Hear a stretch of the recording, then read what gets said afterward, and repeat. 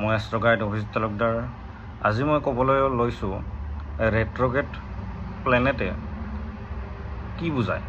ৰেট্ৰগেট planet কি সেইটো মই নকওঁ, কিন্তু ৰেট্ৰগেট প্লেনেট থাকিলে আপোনাৰ কি হ'ব সেইটো মই ক'ম।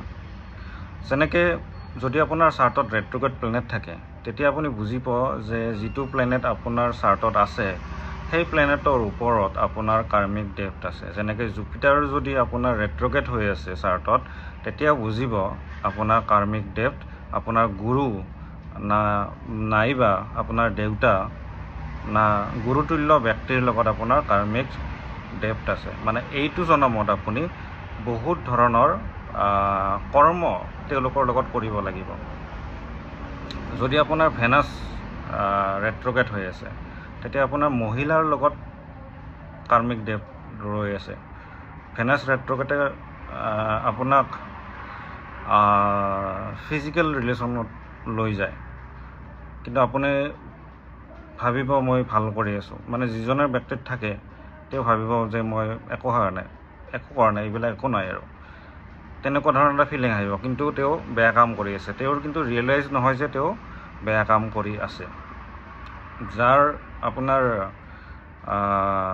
শনি গ্ৰহটো ৰেট্ৰগেট হৈ থাকিব, তেওঁ কৰ্মৰ ওপৰত ডেপ্থ থাকিব। তেওঁ এই জনমত কৰ্মৰ বহুত ধৰণৰ কাম কৰিব লাগিব। তেওঁ কৰ্ম বহুত কষ্ট কৰিব লাগিব। তেওঁ কৰ্ম কৰিব নোৱাৰিবও পাৰে, তেনেকুৱা ধৰণৰ হৈ থাকিব। যদি আপুনি বুধ গ্ৰহ ৰেট্ৰগেট হৈ আছে, তেনেকৈ আপুনি বিজনেছ কৰিলে সফল নহ'ব পাৰে। যদি শনি আৰু বুধ দুয়োটা গ্ৰহাই ৰেট্ৰগেট হৈ আছে, তেতিয়া আপুনি কি কৰিব? বিজনেছো কৰিব নোৱাৰে, জবো কৰিব নোৱাৰে। তেতিয়া আপুনি পেশ্যন ফ'ল' কৰিব লাগিব। যেনেকৈ আপোনাৰ পেশ্যন গান হ'ব পাৰে, এক্টিং হ'ব পাৰে, যি পেশ্যন আছে আপুনি সেইটো পেশ্যন ফ'ল' কৰিব পাৰে। ৰেট্ৰগেট প্লেনেট যিমান কম থাকে সিমান ভাল, নাথাকিলেতো ভালেই, কম থাকিলে ভাল। আৰু যদি এটাতকৈ দুটা প্লেনেট ৰেট্ৰগেট আছে, আপোনাৰ এইটো জনমত আপোনাৰ সেই কাৰ্মিক ধাৰ মাৰোঁতে গোটেই জীৱনটো গুচি যাব পাৰে। আপোনাৰ বেলেগ কামবোৰ নহ'ব পাৰে। যিটো গ্ৰহৰ বা যিকেইটা গ্ৰহৰ মানে ৰেট্ৰগেট হৈ আছে, সেইকেইটাৰ কাৰ্মিক ডেপ্থ আপুনি মাৰোঁতে গোটেই জীৱনটো পাৰ হৈ যাব পাৰে। সেইকাৰণে ৰেট্ৰগেট প্লেনেট থাকিলে আপুনি সেই প্লেনেটৰ ওপৰত কিদৰে কাম কৰিব এজন ভাল এষ্ট্ৰলজাৰৰ সহায়ত বুজি ল'ব। কাৰণ তাত উপায়ে একো নকৰে, তাত ৰেমেডি একো নকৰিব পাৰে। ৰেমেডি মানে কি? আঙুঠি, কিবা মালা, কিবা মন্ত্ৰ একো কাম নিদিব পাৰে। কাৰণ সেইটো আপোনাৰ পূৰ্বজন্মত সেইখিনি ফল আপুনি লৈ আহিছে, কাৰণ সেইখিনি কাৰ্মিক ডেক।